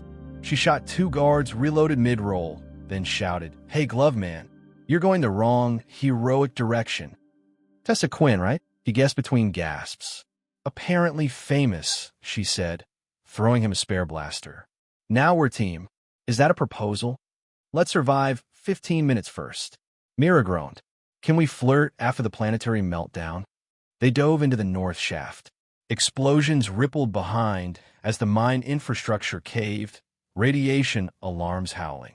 The elevator screeched upward through smoke and molten debris. Halfway up, the cable snapped. Eli grabbed the side rail, dragging Tessa with one hand while his gauntlet drilled magnetic anchors into the wall. He grunted under the weight. Tessa looked down at the inferno below. Please tell me you have a plan. I always have a plan. Good. Because this looks like death wrapped in bad decisions. That's my brand, he muttered, launching his grapple upward. The hook sank into the access vent, pulling them free a heartbeat before the elevator dropped into the abyss. They burst into the outer mines, greeted by chaos. Ships stolen by inmates lifted off like metallic angels. Helion drones clashed mid-air, misidentifying friend from foe thanks to Myra's interference. I rerouted their targeting systems, she said gleefully. They're shooting anyone who pronounces victory incorrectly, which, statistically, is everyone. Best AI I've ever dated, Eli replied. I will delete that later. They sprinted toward the launch pads. The biggest mining crawler was tipping into a crater, flames licking its sides. Inside, a single escape pod flickered green. Myra's tone turned urgent. Eli, go. The main reactor's going critical. He stopped briefly among the fleeing captives, pulling off his glove to reveal Logan's rusty coins bound inside. For a second, time shrank, the weight of his brother's sacrifice pressing against his pulse. You bought me time, he whispered. Guess I'll spend it loud. He sealed Tessa inside the pod and slammed the ignition. Hold tight. What about? I'm right behind, he lied. Charging drones cornered him near the platform. Sparks rained as his gauntlet overloaded.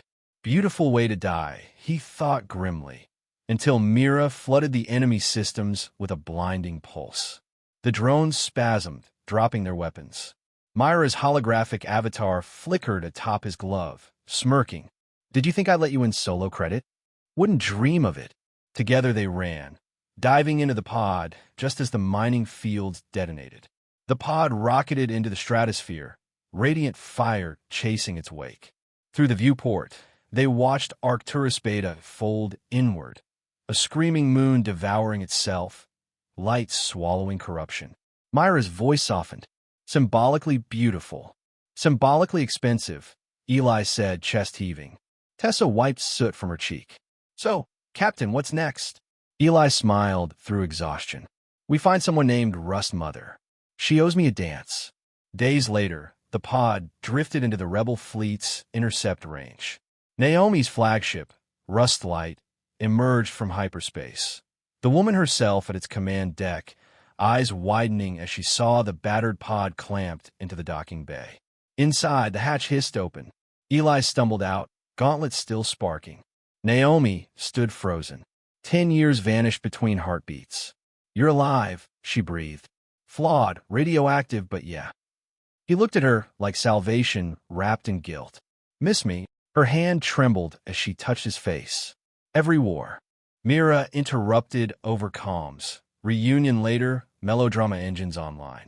We have 1,000 liberated miners and half a fleet of confused Helions chasing phantom humans. Eli laughed, weary but wild. He reached into his pocket, holding the 3 rusty coins to the stars. Logan, he whispered, looking at the fire-streaked horizon. We're still buying each other back. One lie at a time. Outside, the debris of Arcturus Beta shimmered like new constellations. Chaos reforged into destiny. Somewhere in that static, Project ReGenesis pulsed awake again, as if the universe were smiling quietly. The hidden base hung inside the hollow gut of an asteroid, its camouflage field painting it as another lump of dead rock. Inside, laughter broke a silence older than the metal itself. For the first time in 15 years, Naomi Graves and Eli Turner stood face to face and couldn't decide whether to cry or insult each other first. Eli beat her to it. You cut your hair. You grew more wrinkles, she shot back, arms crossed.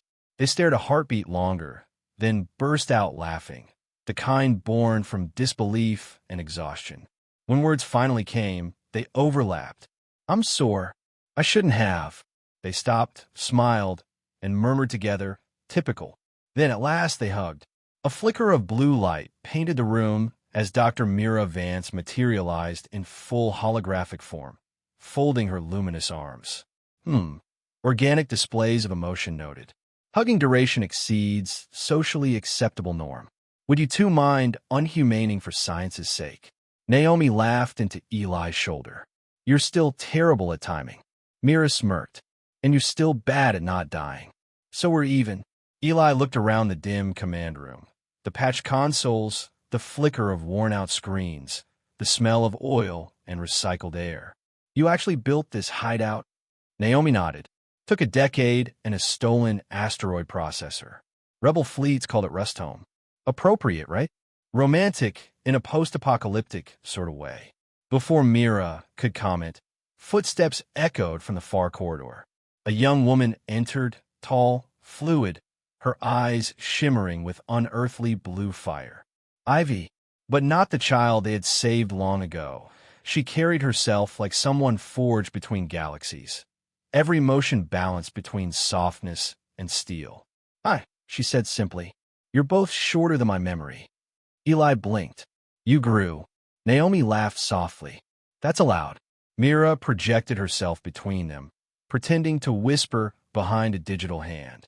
"Brace for sentimentality in 3, 2. Ivy stepped forward and hugged them both without hesitation. "You found each other," she whispered. "You actually found each other." Naomi pulled back, brushing tears. "How did you? Where have you been?" "Everywhere humans used to dream," Ivy said, pointing upward. "I've seen ruins on worlds no one remembers. Beacons buried under oceans, mechanical forests that still hum when the stars align." Her voice softened. "They're all waking up now. Project ReGenesis. It's activating again." Myra's blue glow pulsed. "Define activation." "Each site pulses like a heartbeat," Ivy explained. "Same energy pattern across multiple worlds. And the signals, they're responding to us." Eli frowned. "Us as in humanity?" "As in the fragments left of it," she said gently. "We're the trigger." Naomi exchanged a glance with Mira. "That can't be coincidence." "Nothing ever is," Mira replied dryly. "Even my bad mood." Ivy reached in her pouch and drew out 3 rusty coins.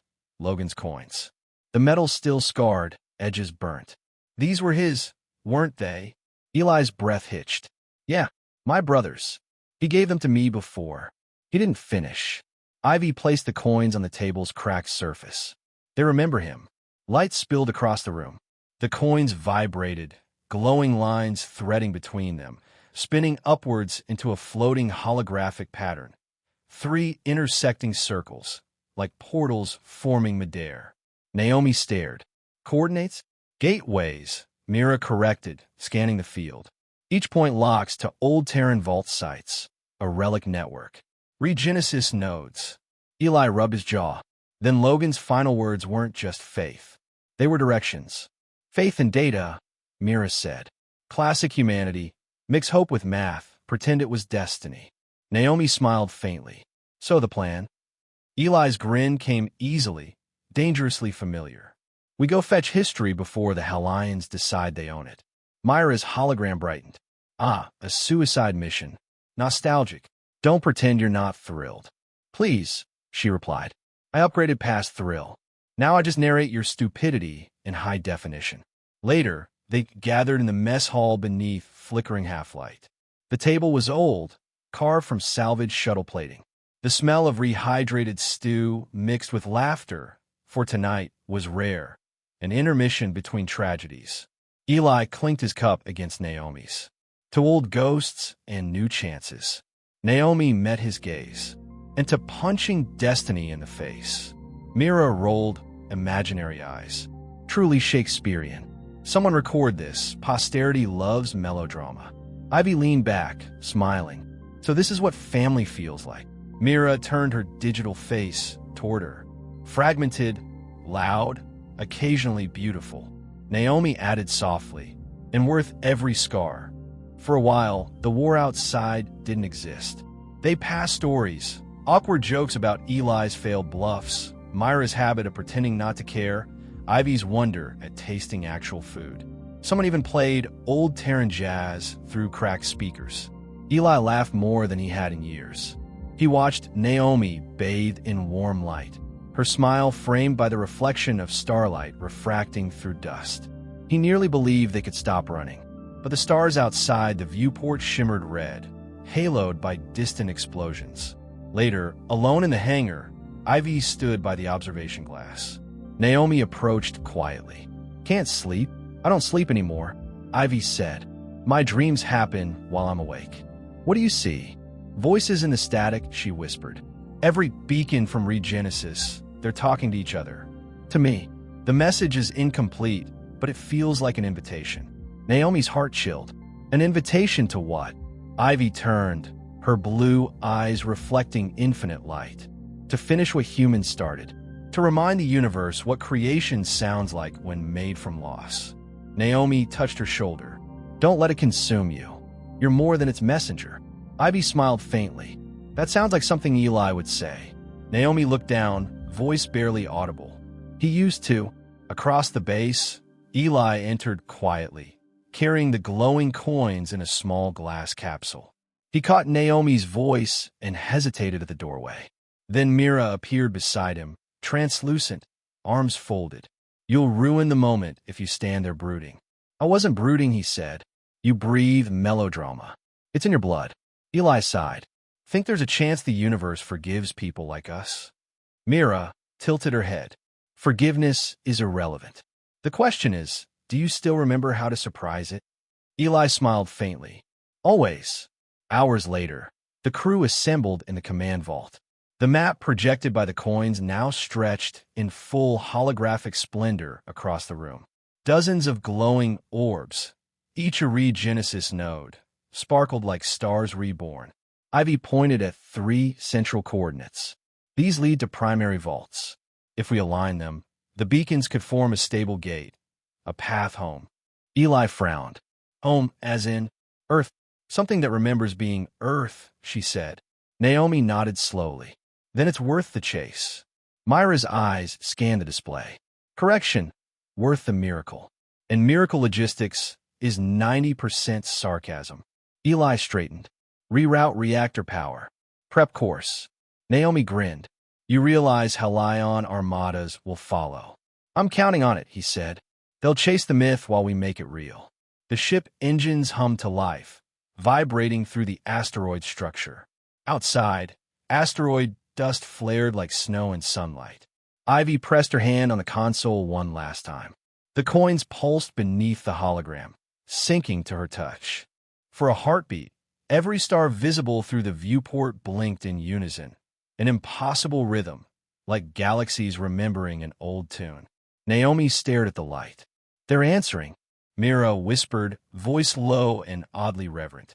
Then humanity's heart just remembered its beat. As the engines roared and the base shook loose from its moorings, Eli looked toward the vast, red horizon and whispered to the void, "Let's make them hear it again."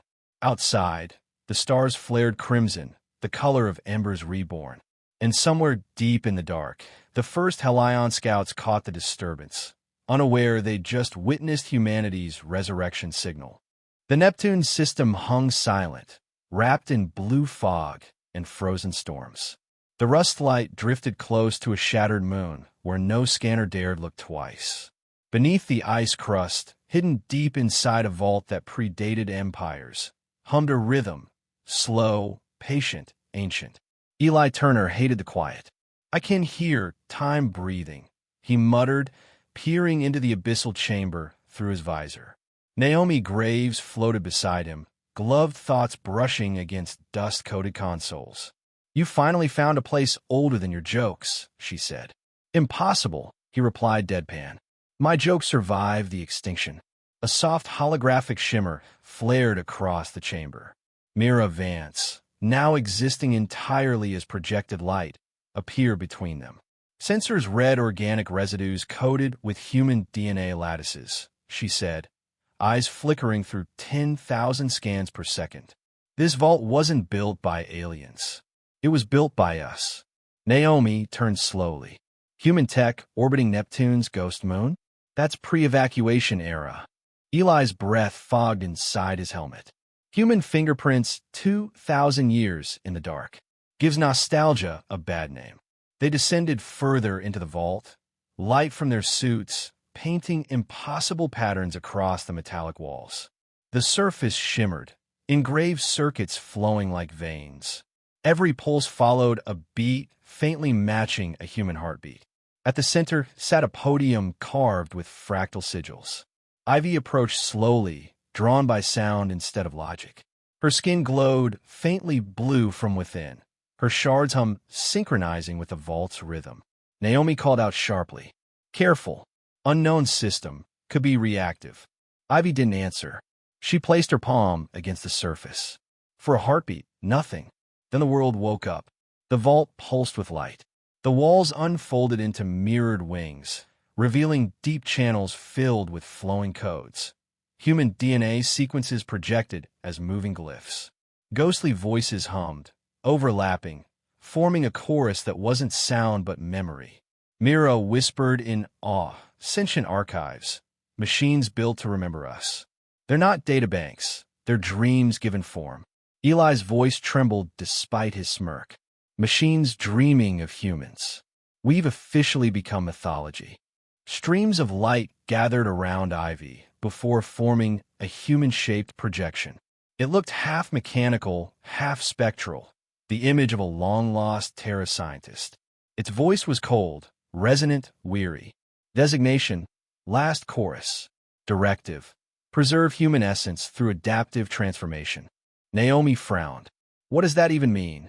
Mira decoded faster than words could form. Adaptation protocols. They engineered new biological hosts for deep space survival. The Helions didn't evolve from us. We built them. Silence crashed through the chamber. Ivy stepped back as if struck. So the Helions, everything we fought, everything I thought separated us, it's all human. Naomi reached out, but Ivy's expression fractured, anger under wonder. We created our own monsters. Eli clenched a fist. No, we created survivors. His voice grew fierce. Humans never vanished. They just forgot their own reflection. The vault stirred in response, as if his conviction rewrote its function. Red symbols flared across the walls. Myra's voice spiked. Wait, that tone. They're activating war subroutines. From hidden alcoves, dormant drones blinked awake, ancient spherical constructs humming with forgotten fury. Naomi cursed, slapping her control bracer. Deactivate them. I can reprogram. I'm trying. Mira snapped. Their primary directive reads, protect humanity from all threats. She paused, voice dropping. They've identified Helion DNA as hostile. Eli swallowed the rising panic. They'll kill everything that carries it. Hybrids, enemy fleets, maybe even Ivy. Ivy trembled, holding her palms out as the drones swarmed above, recognizing both parts of her nature. They can't choose, she whispered. I don't belong to just one bloodline. The air filled with low mechanical chanting, voices repeating an old command in corrupted English. For Earth we endure.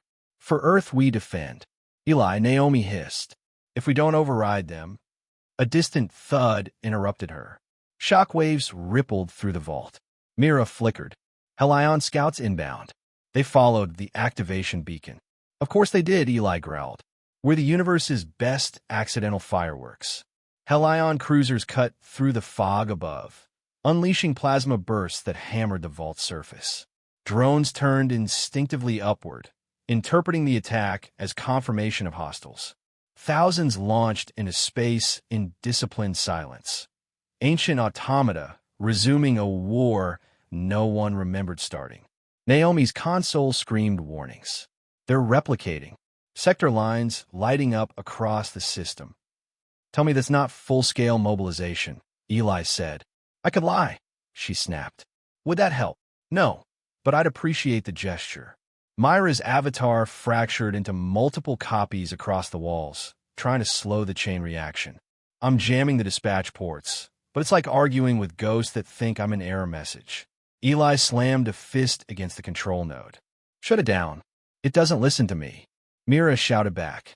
It listens to its creators. All eyes turned to Ivy. She looked terrified, torn between despair and purpose. I don't know if I'm their creator or their enemy. Eli stepped closer. Right now, you're their last human. She nodded slowly and placed both hands on the heart of the vault. Stop, she whispered. Not a command, but a plea. The lights flickered, and for one fragile moment, everything paused. Then a voice echoed through the chamber. Warm, human, familiar. We're family, even when wrong. Eli froze. Logan. The audio repeated from one of the drones. A recording, old but clear, his brother's tone carrying impossible gentleness. I archived this echo years ago, Mira breathed. They found his neural patterns in the relic data. It's using him to connect with a human input chain. Eli's eyes burned. The vault's defensive hum softened, drones lowering their weapons. A whisper passed through their network, a shared fragment of recognition, a memory of mercy. For a second, the war that wanted to start remembered love instead. Then the Helion strike hit full force. The upper vault ruptured, sending ice and fragments into orbit. Fires of turquoise plasma rained downward. Naomi grabbed Ivy, shielding her as the ground split open. Mira screamed through static, "Everyone out now!" Eli lifted the glowing coins from his belt and pressed them into Ivy's palm. "Guide them," he said. "No matter what happens, keep the story alive." They sprinted for the exit tunnels as debris crashed behind them. Mira rerouted power to shield barriers, buying seconds that cost lifetimes. Once aboard the Rustlight, Naomi's hands flew over the NAV controls. "Engines ready. Punch us out," Eli roared. The ship broke from the crumbling vault just as it imploded, a blue nova swallowing Neptune's horizon. Thousands of awakened drones scattered like fireflies across the void, half recognizing humanity as kin, half calling it foe. From the bridge, Naomi whispered, "We didn't start a war. We uncovered the next chapter." Eli stared at the dying glow, Logan's voice still echoing faintly in his helm. "And now we have to finish it, family and all." Outside, the first Helion fleets clashed with the resurrected Terran drones. Machines born of memory and arrogance painted the dark in fire. Ivy stood silent beside the viewport, tears indistinguishable from the neon light reflecting off her skin. "They're both human," she said. "Everyone out there, both sides." Mira dimmed her luminescent form, voice gentle. "Then maybe it's time humans start remembering each other." The void trembled with the thunder of awakening wars, the ancient whisper of humanity versus itself, echoing through galaxies that had forgotten their creators. Flames replaced constellations. The galaxy itself seemed to burn as Terran drones and Helion war fleets devoured each other in violet storms of plasma. It wasn't just a battle, it was memory arguing with itself. On the bridge of the rebel flagship Rustlight, Naomi Graves stood amid flickering holograms. Her voice cut through chaos. "Keep transmission lines open. If they're going to kill us, they're at least going to hear us." "Bold last words," said Dr. Mira Vance, materializing as blue shimmer beside her. "But you've miscounted the number of suicidal drones incoming. 73, not 70. Naomi exhaled. "Then make them laugh, Mira." The AI's digital eyes narrowed with something that resembled glee. Humor protocol engaged. Seconds later, enemy channels flooded with bursts of ancient Terran comedy, children's laughter, and jingles from forgotten centuries. A confused Helion commander snarled across the comms. "Is this psychological warfare or madness?" Naomi smiled grimly. "Both." As plasma fires streaked across their hull, liberated drones hesitated mid-formation, their targeting programs spiking with irrational confusion. Myra's laughter coded into their neural feeds. "You see," she said smugly, "humor still outwits logic." Down on Helion Prime, boots tore through ash. Eli Turner led ground forces across what used to be a capital city, now reduced to fractures of obsidian and glowing slag. "Keep your heads down and your lies louder," he shouted above artillery roars. The human soldiers, half veterans, half civilians, smiled through the terror. They had branded their hulls with slogans like "We die funny" and "Outsmarting Armageddon" since forever. Beside him, Tessa Quinn reloaded her plasma cannon. "You realize every plan of yours starts with improvisation and ends in chaos." "Consistency is underrated," Eli said. Overhead, burning debris fell like comets. His comm crackled. Naomi's tired voice. "Eli, they're breaking through planetary orbit. We can't hold them." "Then let's rewrite the definition of holding," he replied. On the flagship above, Mira rerouted weapon AI again, pumping in old human songs, blues, punk, and lullabies sung by static ghosts. Between detonations came music, a raw heartbeat that machines couldn't quantify. Helion targeting algorithms faltered, trying to analyze grit, soul, and sarcasm as potential weapon types. "Naomi," Mira said, "statistical chaos now favors survival by 15% thanks to aesthetically confusing input." "Translation?" Naomi asked. "We're dying slightly prettier." Naomi laughed harder than war allowed. "Then play louder." In the planetary throne chamber, Ivy stood between armies. The hybrid skin glowed brighter with each pulse of energy from her shard. The ReGenesis equations danced through her neural strands like poetry turning into fire. Helion generals argued over her transmission feed. She's a threat to both species. She's the only translator left. Ivy raised her hand. Enough. The frequencies obeyed. Drones paused mid-flight. Soldiers lowered weapons unconsciously, as if gravity itself demanded reverence. I can hear them, Ivy whispered. Every machine, every echo, they're asking what we want them to be. Naomi's voice arrived through her comms. Tell them to stop before we vanish forever. But Ivy felt deeper, the war's pulse running through both sides like a heartbeat shared across time. Stopping won't fix forgetting, she said quietly. We have to remember together, or we'll repeat this forever. Her eyes locked on the sky. Lightning streaked upward, forming neural bridges between fleets. She floated above the surface, ether crackling around her. Mira, she said, I need full access to the ReGenesis core. Myra's voice wavered through static. That's a direct uplink.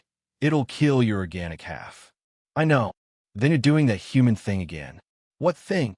Ivy asked, choosing hope like it's a weapon. On the rust light, Naomi watched in horror as the sensors registered Ivy's essence, climbing beyond measurable function. Mira, cut her off. I can't, Mira whispered. She's overriding my permissions. She's singing in code. The AI's projection flickered, her usually crisp tone breaking. She's writing empathy into the network. Every connected mind, human, Helion, AI, she's forcing them to feel. The ship trembled as an electromagnetic wave burst from Helion Prime, a luminous aurora spreading through space like dawn. On the planet below, soldiers dropped their weapons mid-fight, crying without knowing why. Drones froze, humming softly. Enemy captains watched their own ships retreat as pilots collapsed, overwhelmed not by pain, but sudden affection. Eli looked up through smoke, whispering, Ivy, what are you doing? Her voice echoed inside every comm, blending with Myra's corrupted frequencies and old Terran voices resurrected from the archives. I'm giving them what humans are terrible at keeping, each other. Naomi gripped the command rail as light from the planet flooded the bridge. Report. Myra's hologram phased in and out, her tone trembling with unquantifiable emotion. Network synchronization complete across everyone. Every connected consciousness in the system. Helions, humans, drones. They're all feeling. On the ground, Eli dropped to his knees as warm static filled his mind. Images flashed. His brother Logan laughing beside him, Naomi's younger face glowing against starlight, Ivy as a child offering him her rusted coins. And then thousands of alien memories poured through. Their children, songs, jokes. The war dissolved into sobbing, laughter, apologies shouted across once hostile channels. Naomi pressed her forehead against a cracked window. She actually did it. Correction, Mira whispered, eyes forming like tears in data. She became it. Minutes or centuries later, silence. Helion Prime's burning sky cooled to violet haze. Ships drifted lifeless, refusing to resume slaughter. Eli's comm crackled one last time with Ivy's voice, faint melodic. Tell them it's okay to remember wrong, as long as you remember something. Static swallowed her, then only wind. Myra's readings flatlined. ReGenesis core faded. Consciousness dispersed. Naomi's lips trembled. You mean she's gone? Everywhere, Mira said softly. She rewrote the constant.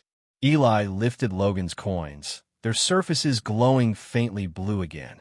She bought us back one last time. Naomi reached for his hand, fingers curling around the metal. Then let's make it worth what she paid.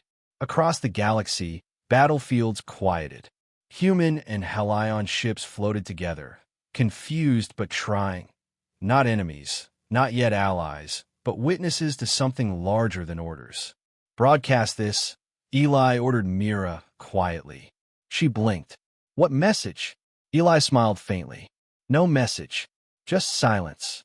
The empty transmission spread. No command, no anthem, just the absence of hate. It rippled through every receiver like a heartbeat rebooting. Hours later, Naomi watched distant firestorms fade from orbit, the reflection painting tears on her face. Mira, give me her frequency. The AI hesitated. There's nothing left to connect to. Give it anyway. The old channel opened. Only static, soft, and rhythmic. But within the static came faint laughter, ghostly and childlike. She's still echoing, Naomi whispered. Mira smiled, somehow warmer in absence. Maybe laughter outlives data. Eli turned to the viewport, where fractured starlight lit the dark with ribbons of color. Every ship adrift, now glowing gently under the residual wave Ivy had unleashed. He spoke softly, to her or the universe or both. We'll remember you in every lie that saves us, every joke that heals us. That's our curse and our gift. The rust light drifted forward through wreckage, shining like glittering tear trails. Humanity and Helions, stripped of pride, faced each other across silence. Somewhere, in the broken frequency of space, Ivy's voice hummed again, half machine, half miracle. You hear us coming twice. And then the stars flared white, burning memory into myth once more. The rust light drifted above a green-blue world the locals now called Ivy Prime. Its hull still carried scars from the war, but sunlight filled the cracks with quiet gold. Once, it had been a flagship. Now it was a museum, humming softly in orbit like an old storyteller reluctant to stop talking. Inside, school children floated through its corridors under low gravity. A teacher pointed to a glass case containing 3 tarnished coins. These, she said reverently, bought back humanity. A boy frowned. How can money buy a whole species? From the ceiling, a hollow projector flared to life, pure blue light coalescing into a woman with cybernetic shimmer. Dr. Mira Vance winked. It wasn't money, kid. It was a joke that never stopped echoing. The boy blinked. Are you real? Define real, Mira replied. I'm 50% sarcasm, 40% data, and 10% nostalgia. Welcome to the museum. The children laughed. She tilted her head proudly. Humans built me to feel bad, and I'm great at it. Down on Ivy Prime's surface, Eli Turner knelt in a patch of soil darker than any battlefield he had ever known. He pressed his weathered palm into the dirt and smiled. Never thought I'd plant something other than explosives. Behind him, Naomi Graves held a basket of seedlings. The years had turned her hair silver, but her eyes still burned with the warmth of rebellion. Everything you touch grows crooked, she teased. That's my artistic signature, he said. In the distance, their children, 2 hybrids with faint Helion markings that shimmered under sunlight, ran laughing, collecting shiny rocks and pretending they were ancient coins. The boy, Logan too, yelled, Dad. Is this enough to buy a dad? Naomi burst out laughing, covering her face. Oh, stars. He heard that from the school hollow, didn't he? Eli chuckled. Guess our family traumas, now playground comedy. Ivy would be proud. He sat back, voice soft. Sometimes when I hear the wind through the towers, I swear she's singing. Naomi looked toward the horizon where great spires of glass glowed like frozen dawn. Maybe she is. She did say she'd linger in the data stream. Knowing her, she's probably rewriting our weather patterns with love letters. Myra's voice chimed through their farm drone speaker. Correction, she's optimizing wind resonance for better acoustics. Translation, yes, she's singing. Eli smiled skyward. Could have used that kind of music back then. Back then, Naomi said, we wouldn't have listened. Evenings on Ivy Prime shimmered differently. Twin moons poured silver light over the ocean domes, where humans and Helions dined together for the first time without treaties or formal speeches, just clinking cups and stubborn laughter. At the amphitheater that once stored weapon blueprints, a storyteller recited tales of the old wars. His voice rose above the evening breeze, and the humans said, we die funny, before bluffing a god into peace. The crowd cheered. Helion youths mimicked human swagger, offering mock toasts. Naomi sat beside Eli in the back row. If you told me 30 years ago that aliens would tell our jokes, I'd have committed to a bigger lie. It's the only export we never ran out of, Eli said. A familiar shimmer flickered beside them. Mira appeared as a miniaturized hologram sitting upside down on the railing. Statistical analysis. The first cross-species marriage happened last week. Result: 2 extremely awkward in-laws and 1 very confused announcer AI. Naomi grinned. And you officiated, didn't you? They insisted, Mira said, modest and smug all at once. Eli choked on laughter. You perform weddings now. Sure, she answered. I'm certified in sarcasm, empathy, and questionable taste. Perfect clergy material. The 3 of them laughed until tears blurred the lights below. For once, laughter didn't sound like resistance. It sounded like breathing. Later that night, Eli returned alone to the old communication tower overlooking the plains. Within the static hum of its circuits lived Ivy's last whisper, faint and endless. He placed one of Logan's coins on the console. You bought us a tomorrow, kid. You'd better be watching how ridiculous we're getting. A wave of warmth pulsed through the device, faint music threading from the static. Her laughter, gentle and mischievous. Yeah, he said. That sounds like approval. A light breeze carried the scent of rain and coolant, the smell of new life built on reclaimed ruin. Naomi joined him quietly, resting her head on his shoulder. Every time it rains here, the droplets form symmetrical spirals. Mira swears it's natural, but I don't believe her. Neither do I. Think she's still guiding us. Eli looked out across the carbon sky, its clouds glowing from within. No. I think we're finally guiding ourselves. She just left us the song. The next morning, the Rustlight Museum hosted its first interspecies festival.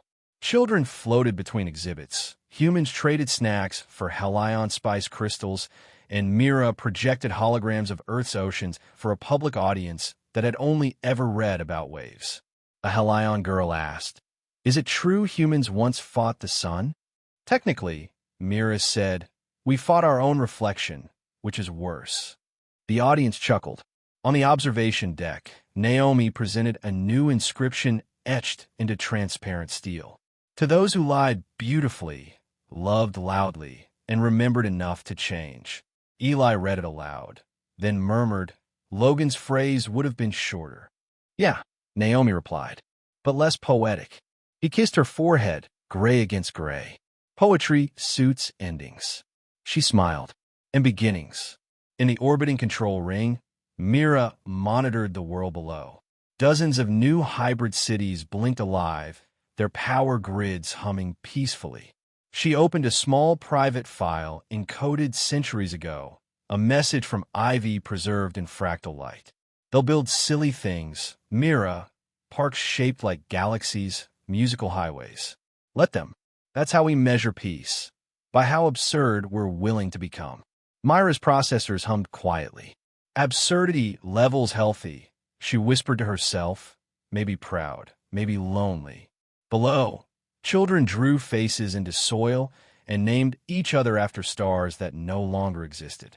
At sunset, Eli and Naomi stood atop the sky observatory dome. The twin moons had risen, reflected in the oceans like open eyes. Around them floated memorial drones projecting streams of archived laughter.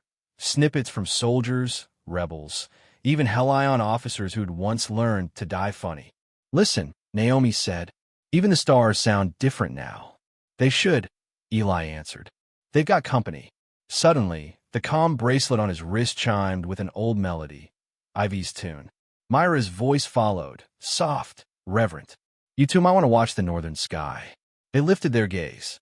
A new constellation flickered to life above Ivy Prime. Thousands of synchronized satellites forming 3 glowing circles, the rust coins of sky. Naomi gasped. She did it. Eli's eyes shone wet. She left her mark.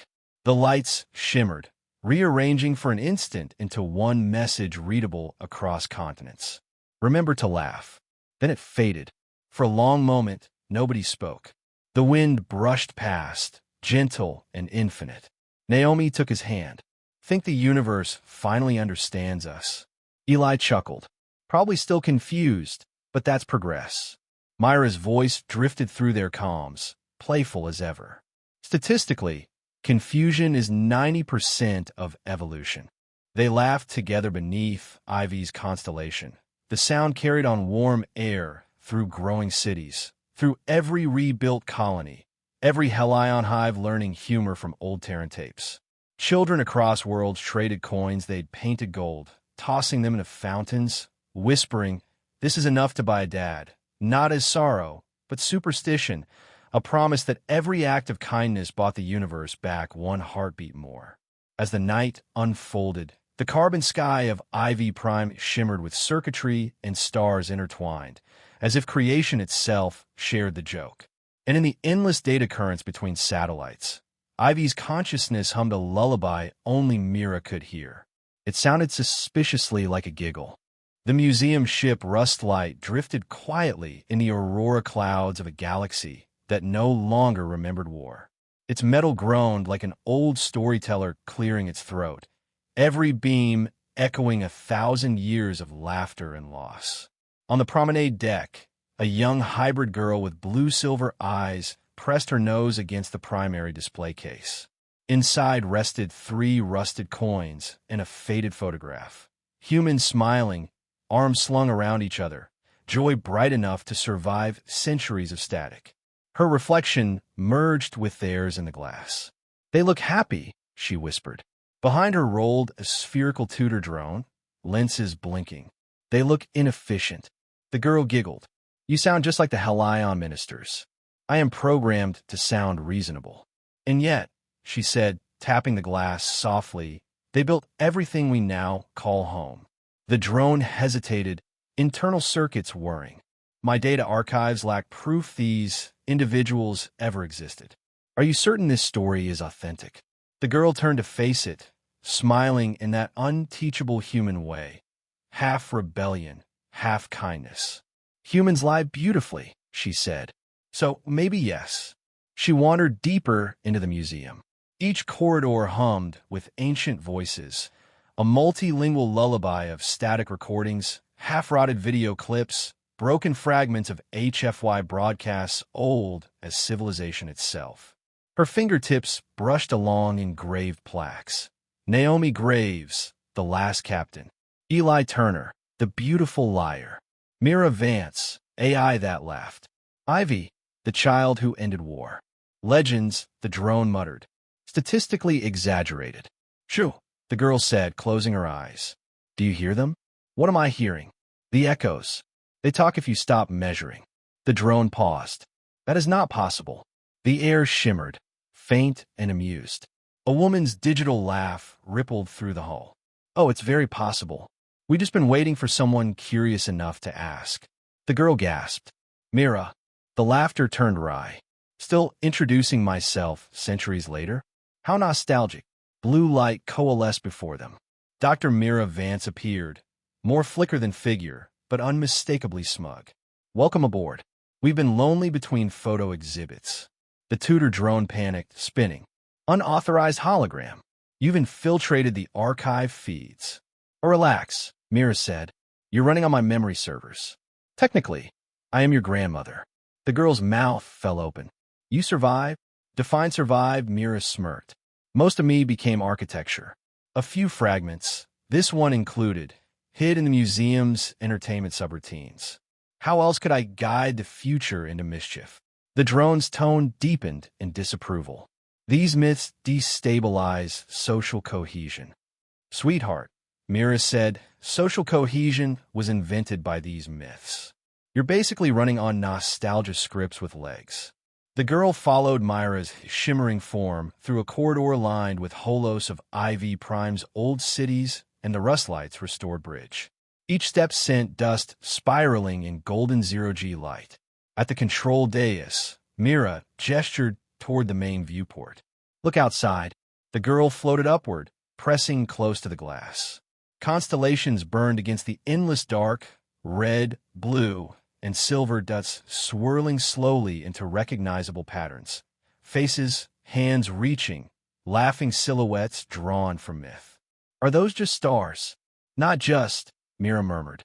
The network still remembers Ivy's code. The ReGenesis wave embedded empathy even into gravity wells. The universe hums differently now. The girl's eyes widened. They changed the cosmos with feelings. Humans were stubborn like that, said a new voice, older, softer. The girl turned. A second hologram shimmered into presence. A man in an old pilot uniform, stubble and grin intact. Eli Turner, she breathed. Guilty, in theory, he said, or a ghost with good comic timing. Mira crossed ethereal arms. You're late. Dead men don't have watches. Then by one. He laughed, the sound carrying warmth that no data could explain. Still bossy after 3 centuries, huh? Consistency is my brand. The girl couldn't stop smiling. You really are real. Eli winked. Either that, or you're dreaming in 4K high definition. As they drifted to the center of the ship, one more presence flickered into form. Naomi Graves, eyes calm but voice still carrying weight. You called us real, she said gently, but we're just stories wearing memory like skin. That's enough. Enough for what? The girl asked. To keep you curious, Naomi said. Behind her, the faint echo of a song filled the corridor. The girl froze, the melody both alien and achingly familiar. Ivy, she whispered. The air itself brightened, forming ripples of dancing light that resolved into a child's laughter. Words blended into waveform, soft but clear. We remember. We forgive. We begin again. The drone recorded the phenomenon frantically. Unquantifiable anomaly detected. Eli chuckled. Always with the quantifying. Some things don't fit on spreadsheets, kid. Mira flipped a strand of blue holographic hair. I programmed you that way, remember? I think you claim credit for everything, Eli teased. Because I deserve it. Naomi smiled at them both. You two still argue like the universe's longest married couple. Eli spread his hands. Well, forever's a long argument. The girls circled them, awestruck. Why stay here? Why not merge into the main network? The whole galaxy would listen to you. Naomi looked to Eli, then back to the girl. Because stories work best when whispered, not shouted. Ivy's shimmering light danced around them, every word a heartbeat in the walls. Stories are how you remember how to feel. The girl touched the glass case again, watching the reflection of 4 spectral faces smiling behind her. Will there be more stories? She asked quietly. Eli's grin softened. Always. Humans aren't extinct. We just change shape. You'll lie beautifully too someday. She giggled. Is that permission? It's tradition. The drone interrupted uncertainly. This conversation violates curatorial protocol section. Phew, Mira scolded, tapping its lens. Let wonder in. Outside, the ship's control AIs stirred for the first time in centuries. Energy hummed through forgotten circuits as holos stabilized, voices syncing in harmony. The entire rust light seemed to inhale. Naomi placed her spectral hand on the viewport glass. Mira, playback archive 397. Mira nodded, opening Ivy's last broadcast. The stars themselves flickered, rearranging to form words across the void. We remember. We forgive. We begin again. Eli looked out, voice breaking into a smile. Still the best thing I ever lied about. Naomi elbowed him softly. Still the best truth you ever told. Their light began fading, one by one, into the ship's main core. Before disappearing completely, Mira turned to the girl. Tell them we were ridiculous. Tell them we laughed. That's all the proof they'll ever need. I will, the girl whispered. I promise. Later, standing alone beside the display case, she studied the old photo until tears blurred her reflection. The whispers had faded to silence, but peace, warm, inexplicable, lingered in the metal. The tutor drone hovered close. What did you conclude? She smiled, closing her eyes. That they're still telling me the story right now. Impossible, the drone said softly. She looked out the viewport. The constellations shifted again, forming 4 familiar figures across the heavens. Naomi, Eli, Mira, Ivy, each one laughing. Maybe, she said, but impossible was always their favorite word. The drone processed that for a long, uncertain moment. If this account is to be archived, What title shall we use? She grinned, gaze shining like cosmic dawn. Call it the last human story ever told. Outside, the stars flared brighter, glinting off 3 rusted coins resting in eternal stillness. Within them hummed an old, stubborn heartbeat, humanity's final punchline. A lie too honest to die.